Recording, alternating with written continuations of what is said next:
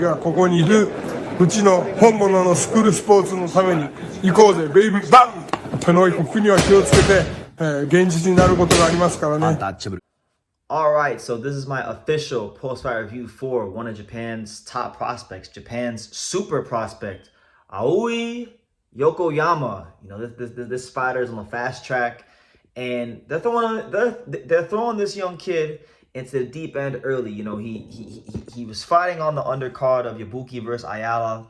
A lot of eyes on this kid, a lot of expectations placed on this young man, and he was taking on 34-fight veteran GML Magramo. Now, Magramo's been in there with some top names like Anthony Olaskuaga, Junto Nakatani, and other fighters as well. He hasn't been a world beater. He hasn't been an elite fighter. He's never won the big fights. But this is a veteran fighter, and for this to only be Yokoyama's third professional fight, to fight a guy with 34 fights who has the kind of experience and punch power that Magramo has, it shows you what the matchmakers and the people that make the decisions in his career think about Yokoyama, that they really believe in this kid. So that being said, he wins a decision. He wins a wide, unanimous decision to become the OPBF champion, the Oriental and Pacific boxing champion, and only his third fight.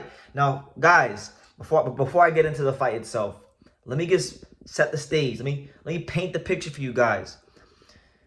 Yokoyama just won the OBPF title, which is a very, very it's a title that the majority of all the best Japanese fighters win to get in the rankings. Inoue won that title, right? Naoya Inoue, because I want to camp out here for a second, because Yokoyama, within the Japanese boxing community, because of his style and the way he fights and his dimensions, his body frame, he gets comparisons to Inoue because of his style. Now, do I think he'll be as good as Inoue? I don't want to say he'll be as good as the monster, because that's not fair to anybody. Naoya Inoue is a one-of-one type fighter, so everybody has their own path, and I respect every fighter's path. But he's very talented. And for context, he beat Magramo to win the OBPF title in his third pro fight. Now, Naoya Inoue, he didn't win the OBPF title to his fourth pro fight. And Inoue didn't become a world champion to a sixth pro fight, right? Because one, two, three, four. My bad. Correction. Inoue didn't win the OBPF title to his fifth pro fight when he beat Jerson Mencio, and then he became the world champion in his sixth pro fight against Adrian Hernandez. Yokoyama has won the OBPF title in 2 fights earlier than Naoya Inoue, which means it's very possible that Yokoyama could become a world champion in a faster amount of time than Naoya Monster Inoue, which would be absolutely insane. Now, going to the actual fight, we'll get back to that later on. Going into the fight, he didn't knock out Magramo, and he didn't drop him. He had him hurt once in the 11th round, but he just couldn't drop this Filipino. And I think Yokoyama, he's a boxer puncher for sure. He's definitely a boxer puncher, as is the monster. But I think Yokoyama leans more towards boxer, where I think Naoya leans more towards puncher. You see what I'm saying? So, very polished for somebody with only 3 fights. Very polished. Just the way he probes with the lead hand, the feints, the combinations. He's got great fighting instincts. He understands his punching range very well. So I think Yokoyama is a fighter that can definitely win a world title by his next fight, or even his 5th fight, honestly. He's not ranked yet, so we'll see what happens. He's gonna have to get ranked. Right now he's at super flyweight, so what? Maybe he could fight the winner of the IBF title fight between Wilbaldo Garcia and Rene Bibiano, the 2 Mexicans. We'll see how it goes. I think Yokoyama is destined for big things. There's a lot of good prospects in Japanese boxing. Yuta Sakai is a fighter that a lot of other people tend to like a lot. But this is my guy right here. When it comes to the Japanese prospects, this is the guy that I like, just because he has the style that I like. Boxer, puncher, destructive. And I think he's got really great instincts. Really great instincts. Magramo had a hard time penetrating the defense. Yokoyama always knew his range. He always knew when to step in, when to step out. He's got really strong legs. So when Magramo would close the gap on him, the distance, Yokoyama would dart out. He would just take that big step back and get out of range. So yeah, there's definitely a lot of positives to take. Obviously, you can nitpick and say, well, he didn't get the knockout, you know. But again, you're fighting somebody with 34 fights, your third pro fight. You're damn near. It wasn't a shutout, but he won like 10 rounds. He won 10 or 9 rounds if you want to be generous. And just looking like a really just if you're someone who's into like Japanese boxing or just boxing in general, which I would assume you are if you're watching this channel.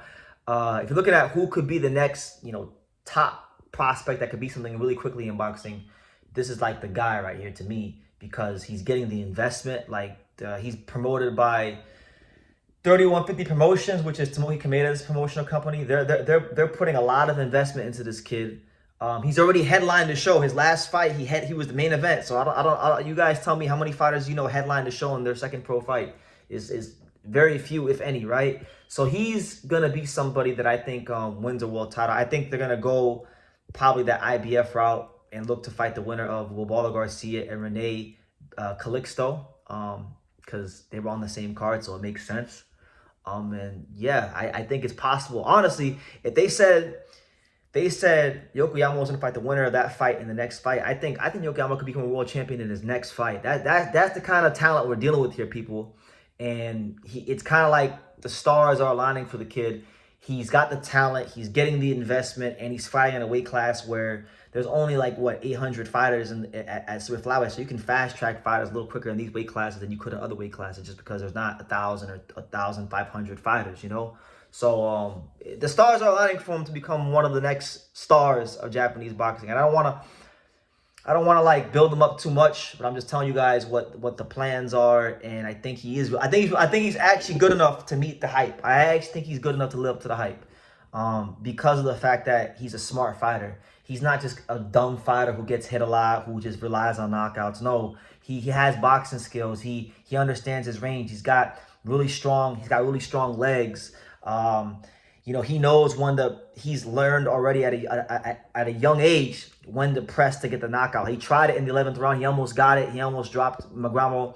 Magramo was still tough, but people, if anybody who comes across this video, please heed what I'm telling you. If you don't know who this is, you better get to know who this is real quickly, because he's gonna be making a lot of waves in boxing, not just in Japan, but boxing around the world. He's that kind of a fighter. So Aoi Yokoyama, the Opbf champion, he outboxes Jima Magramo. Just a really good display of the sweet science of boxing, using the ring, using his jab, using his straight right hand. Just really, there wasn't a moment in the fight where he wasn't in control, and that's the impressive thing about him, is that, what is he like? He can't even be 21. I bet you he's not even 20. How old is Yokoyama is 23, so he's not as young as I think he is, but he's not that old either. He's 23 years old. But to be 23 years old, to only have 3 fights, and to have this amount of polish, this amount of ring craft, this amount of control of opponents, a guy who's had over 30 fights, it shows you the kind of talent that we're dealing with here. So I'm looking forward to it, and I'm looking forward to seeing if they're going to go ahead and match him with the winner of that fight, of the Mexicans fight for that vacant title. And I honestly think, remember, I'm telling y'all right now, I think Aoi Yokoyama could become a world champion in his very next fight if they give him the fight. You know, which would be 2 fights earlier than Naoya Monster Inoue. So this is a storyline that's brewing here, people. You got to pay attention. You got to keep it locked to True School Sports, the #1 source for boxing in America, for an American, and all that great stuff. But yeah, you guys take care. Let me know what you think about Yokoyama. And like I say in every single one of these videos, you can love me or you can hate me, but I'm just a kid from Dania. So until next time, take care, guys. Thank you for watching another video on the untouchable True School Sports Empire. For more great boxing content just like this, make sure you guys click right over here. Keep watching my boy BT put on the best interviews out here.